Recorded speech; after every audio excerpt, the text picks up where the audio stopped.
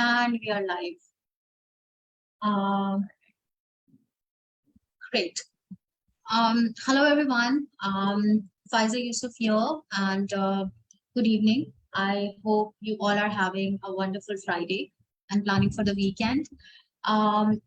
Today, I have a very, very wonderful fellow women in tech, women in STEM. Her name is Kasia. She's going to introduce herself to you. And we are going to talk to her about opportunities in Nanotech. What does she do? What does her company do? And we are also going to ask her questions that came to me via social media that you guys have shared. So, hello, Kasia, welcome. And would you like to introduce yourself, please?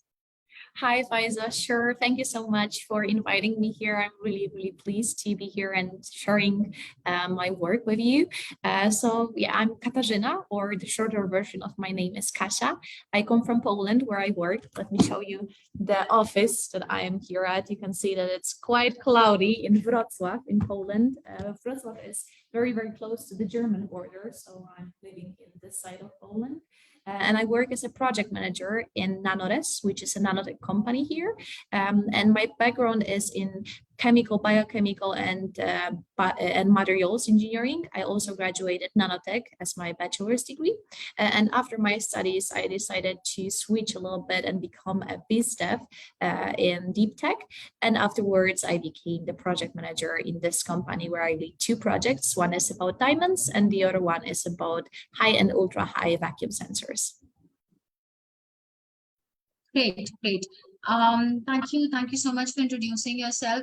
So tell us a little bit about your organization. If you have a slide deck maybe to share, that would be amazing. Or otherwise, we can just talk a little bit more about the projects that you guys have and what kind of opportunities are available there. Sure.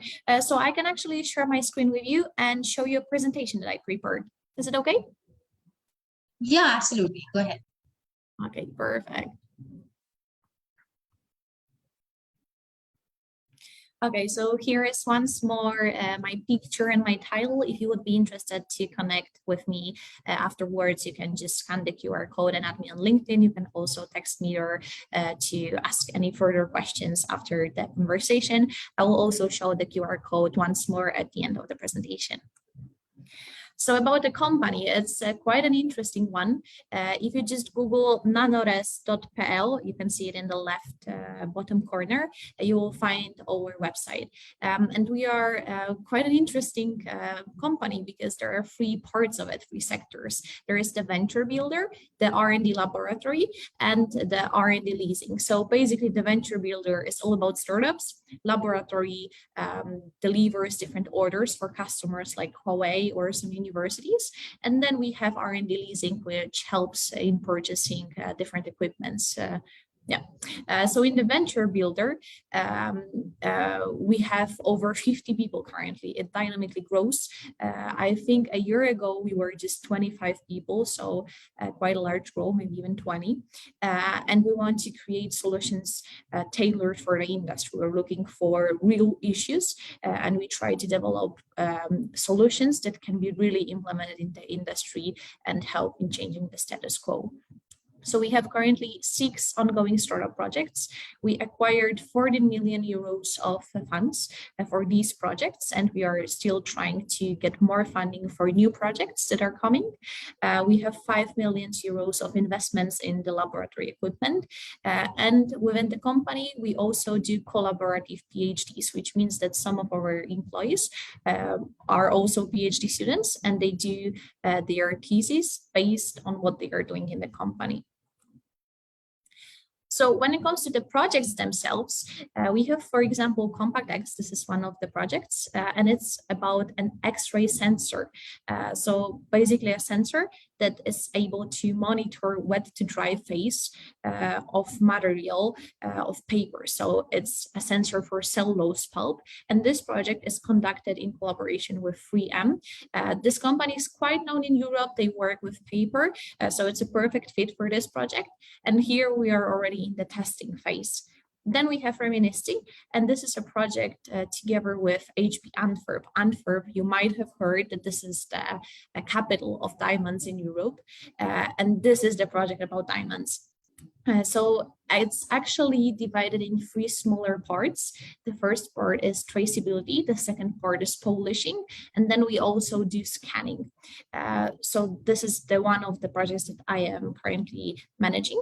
And here we want to change the status quo by changing the marking. So currently you mark diamonds by just graving with a laser the numbers on top of the diamonds. And here we want to just create our own marking, which is really interesting.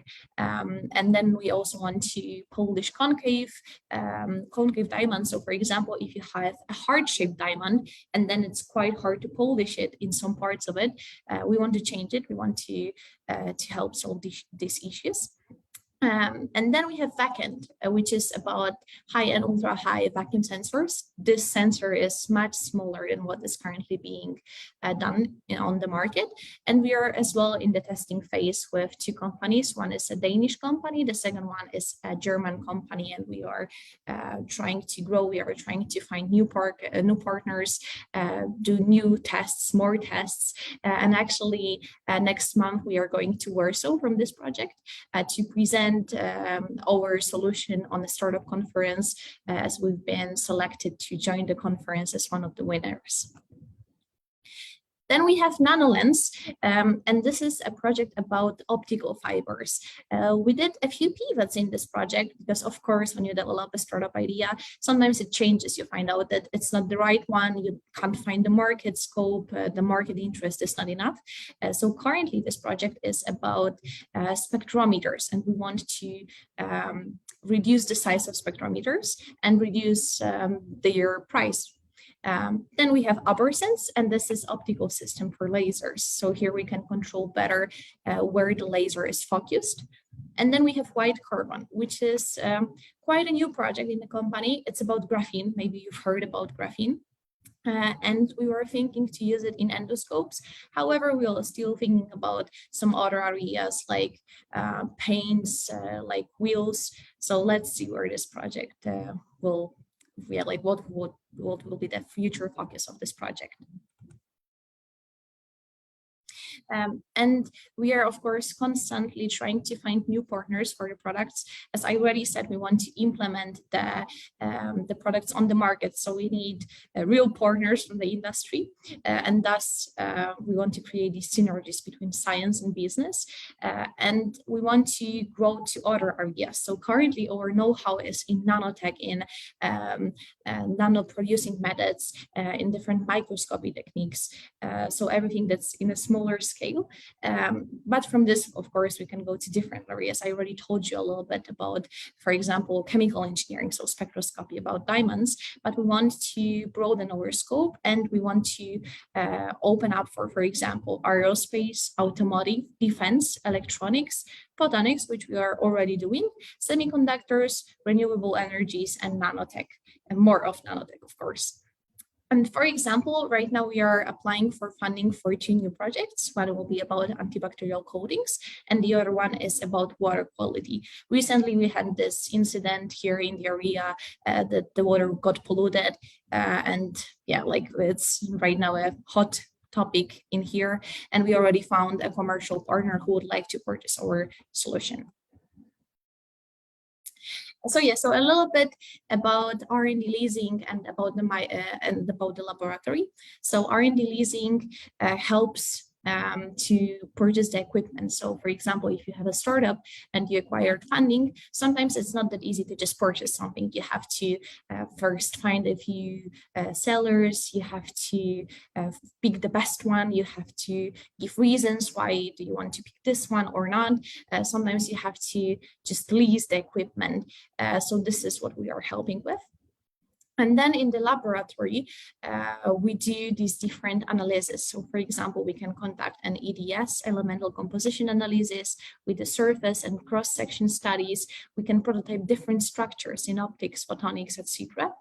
We produce micro and nano components. We work with TEM, and here we can prepare different samples. We do laser processing, we do defect analysis. So different microscopes, ion microscopes, being SEM, TEM, AFM, different ones.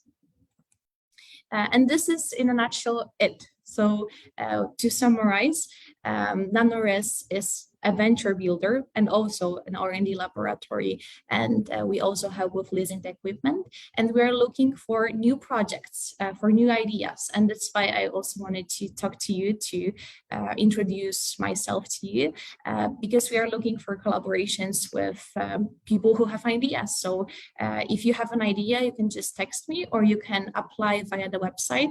Now we are working on a new website, and when we will launch it on the first site, there's gonna be an apply button. You will be able to just apply directly with your idea, and we are willing to start a collaboration with you.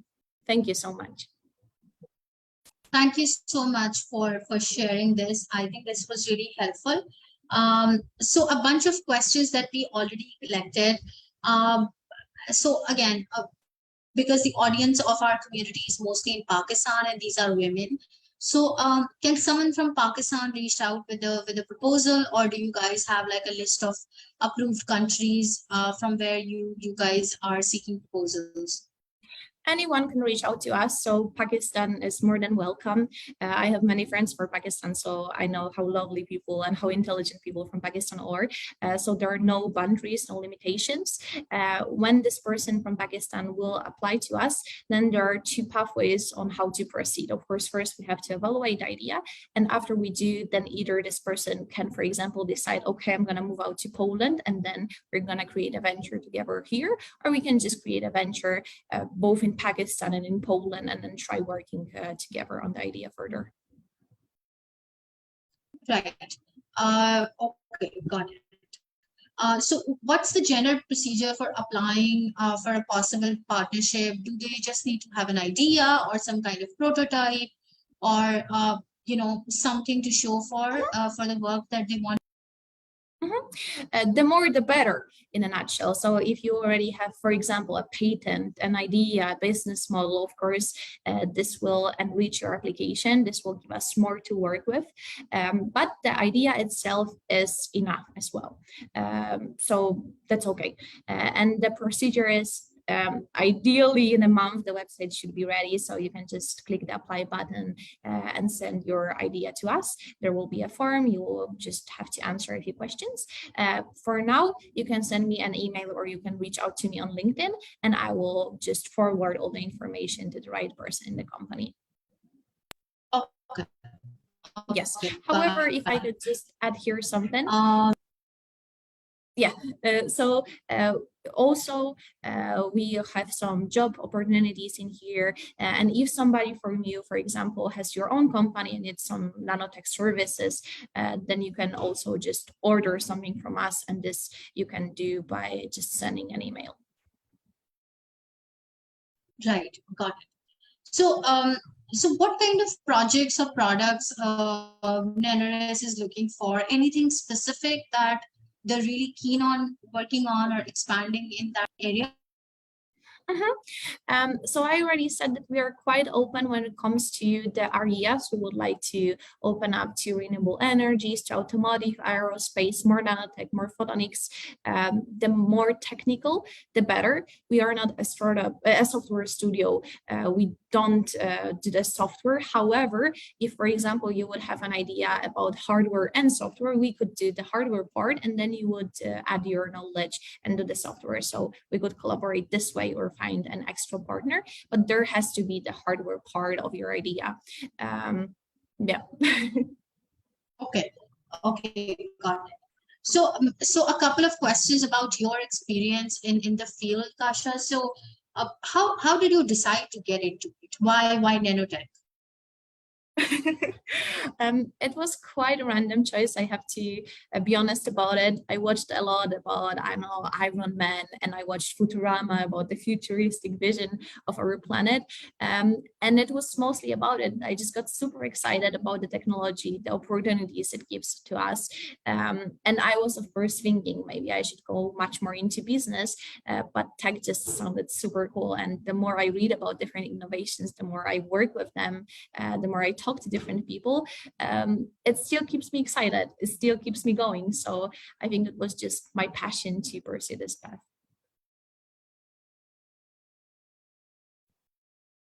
Right, right. Um, yeah, of course, because we all grew up on those science fiction movies and books and stuff like that. So it does sound really, really exciting. That's So true. what do you enjoy the most about the work that you do? Because you mentioned that you are a project manager in that. And I'm assuming that there is a lot of communication, business aspect, coordination aspect of the work Yes. that you also do. So what is the most enjoyable thing in all the things that you do? Mm-hmm. So I really enjoyed working in the laboratory, but I felt that I want to go into having a communication with a client to start finding the projects, problems. And first, when I went into BSTEP, I was thinking I can create a larger vision of my work here as a project manager. I still can foresee the vision. I can plan how I want my product to be developed. So like it really drives me that I can create the vision, that I can plan everything. I'm also good at planning, so I can use my natural talents, let's say. Um, and yeah, that I have the connection with the business as well, that I'm kind of the bridge between tech and business. Right, absolutely. My role is similar. So I'm the one translating from one function to another in terms of business and tech. Absolutely. So for someone who's looking to get into STEM engineering or tech, because in Pakistan, a lot of women do think about it, but in some cases, sometimes they get intimidated by it. Sometimes they don't think that there are enough opportunities. So what do you think about the current available opportunities in nanotech? And do you see the field growing, that more people are required in it? What are your thoughts on that? Mhm. And that's a tough question, Faiza, to be honest. So in general, when it comes to STEM, don't be afraid to go into STEM. If you won't like it, you can just change the direction. It's okay. It's not a shame or something. And there are many different aspects of engineering. You can, there are so many fields, so many career paths that you can follow. So everybody can find something that they truly want to pursue further, they will truly like. And when it comes to nanotech itself, Poland is quite an interesting country when it comes to nanotech because the business is just starting to grow. We are not as developed, for example, as Germany. And I have to be honest that Nanores is, I think, the top company in the whole country when it comes to nanotech. So there are more and more possibilities. Also, some people know some gossips about nanotech that it's like, I don't know, like 6G or like 5G, that some people were afraid of it when it was new. So it's not like this. The paradigms are changing. The business is definitely growing. And nanotech, it's mostly about manufacturing processes. So the coolest thing about nanotech is where you can actually apply it. Hmm. Yeah, yeah, that's true. So so do you see what is the women in tech scene like in Poland? Do you have a lot of communities? What kind of activities happen there? And can you just repeat the beginning of the question?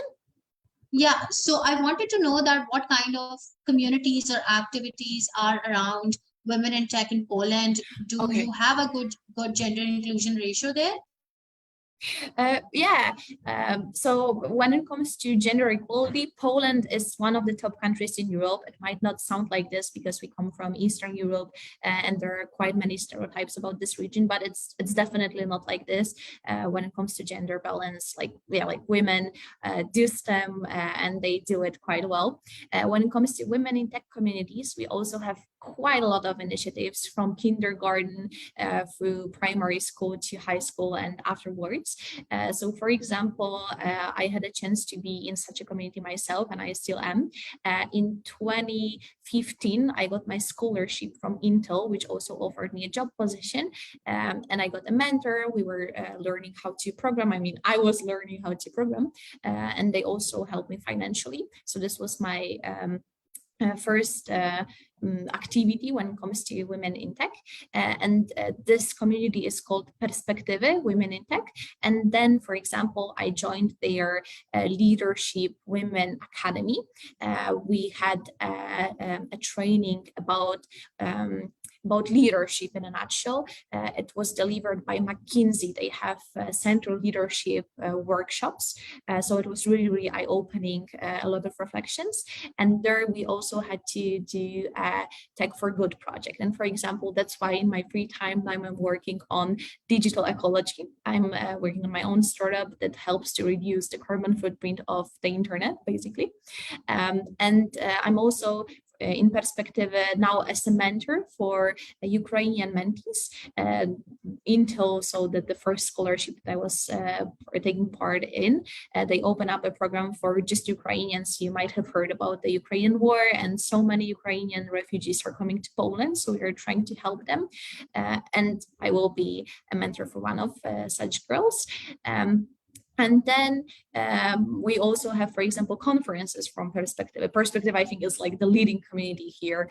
And they gave me a chance to showcase my startup idea. So this was also pretty cool. It's a conference for more or less 10,000 people. So yeah, like when it comes to the women in tech communities, there are many ways to interact with them, to join some events, to become a structure, like to become the employee, to help them to become a volunteer. So definitely the support is quite large. And there are also just many competition for women, but also like internationally or just in Europe.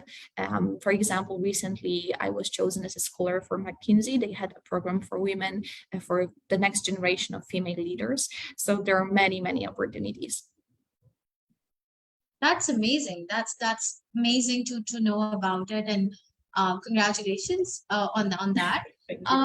So Kasia, do you have any message for women who are aspiring to get into emerging tech or nanotech or fields that are not software development but have like a hardware component to it, or the ones that we call hard engineering? So do you have any message for them? Do you have any story to share that is going to inspire them to get into the field? So I would just say, be curious, ask questions. It's nothing wrong about asking questions. You have to learn somehow. So just ask as many questions as possible to truly understand the topic. Maybe some new topics will emerge from such conversations. And yeah, just don't be afraid. Start and let's see how it will go. Great, absolutely. That's my advice to all the time, that dive head first and see where you land. So something good will definitely come out of it. Yeah, so thank you so much, Kasia. These were all the questions that I had, and I'm seeing that quite a lot of people are watching it.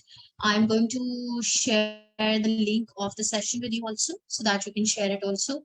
And thank you so much. And if you want to say something at the end, please go ahead. Sure. So once more, thank you so much, Faiza, for inviting me here. It was really, really a pleasure. And if anybody would like to contact me, just feel free to reach out via email or via LinkedIn. I can answer any of your questions. Yeah, it was a pleasure. Thank you. Thank you so much. I'm going to add your LinkedIn profiles link in the Facebook Live session also, and the link to the website, so that people can reach out to you. Perfect. Thank you. Thank you so much. Take care. Take care. Have a great weekend. Bye. You too. Bye.